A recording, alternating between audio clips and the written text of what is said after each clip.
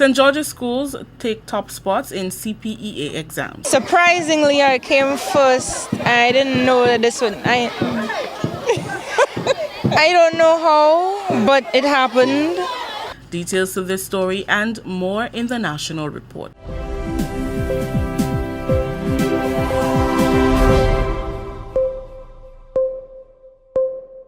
With the National Report, I am Rikisha St. Louis. 3 schools in St. George's have topped this year's CPEA exams. Annette Moore spoke with the students of the Alpha Junior School, the St. George's Anglican Senior, and the Grenada Junior Academy.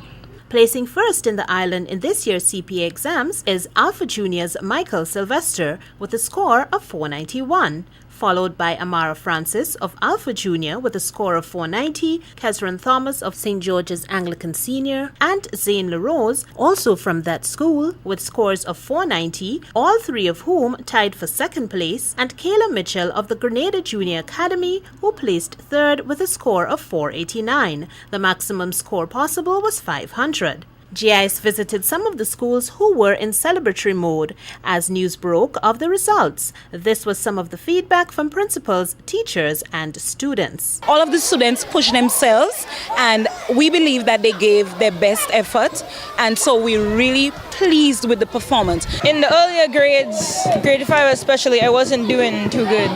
So then I tried my very best in grade 6 to do very well, and I did it.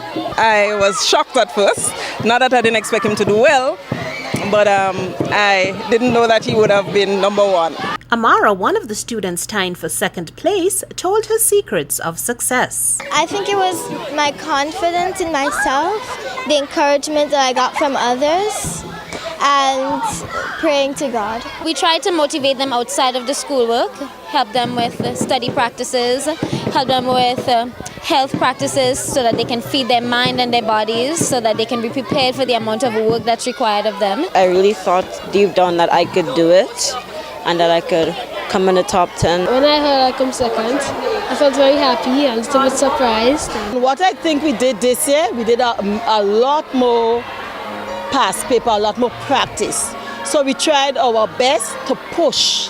So we thank God for the 112 passes this year. And of course, the icing on the cake with Zane LaRose and Kesron Thomas tying for second in the island is tremendous. So we give God mighty praises. For the National Report, I'm Annette Moore.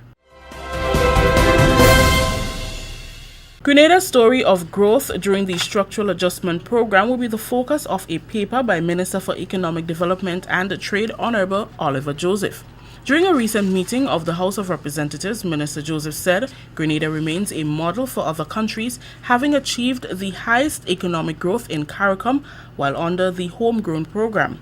At the end of the program, current revenue went from 70% to 48%, non-personal expenditure was cut by 20%, and revenue increased. Growth under structural adjustment, how we are able to achieve it? Growth under structural, average growth of 5% over the three-year period of the structural adjustment program. Unheard of. Usually in a structural adjustment program, you do not see that level of growth. Based on the labor force survey, the unemployment level was reduced from 40 to 29%, and according to Minister Joseph, they continue to look for ways to further bring down the numbers. In addition, the debt to GDP ratio moved from 110% to 83%, and at the end of this year should move further down to 72%. This is the National Report. More news after the break. The house was shaking.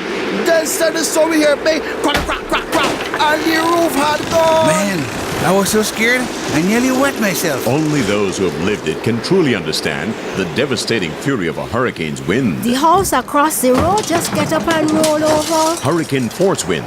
It's a hazard. Hazards. Take control.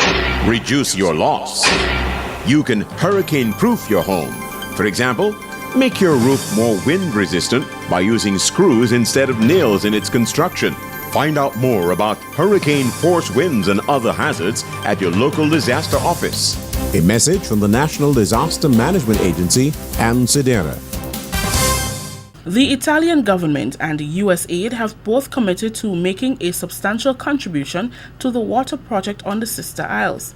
The project, which seeks to bring pipe-borne water to residents in Carriacou and Petite Martinique, is roughly 95% complete in Carriacou. We received news from the 5 Cs. We know the 5 Cs. Caribbean Community for Climate Change Center have advised that the Italian government has donated US $600,000 for extension and expansion of this project throughout the length and breadth of Carriacou, I should say. In addition, Mr. Speaker, we were also advised that USAID has committed a similar sum, 600,000 US, to that project. Minister for Carriacou and Petite Martinique Affairs, Honorable Elvin Nimrod. Becoming more self-sufficient in the area of agriculture is one of the plans of Her Majesty's Prisons for 2017. In an interview with the GIS, Acting Commissioner of Prisons John Mitchell said the institution seeks to begin achieving this by increasing its production in poultry. We are significantly going to increase our poultry production by about 200%, and this is not just figures I'm giving you, this is reality.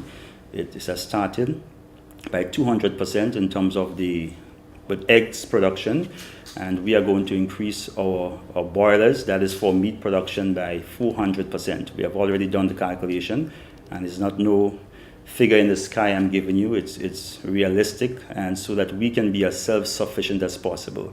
Commissioner Mitchell says the benefits of this move are twofold, as the facility will be catering to its needs, as well as will be providing more opportunities for inmates to be trained in these areas of agriculture. Inmates will be much more occupied.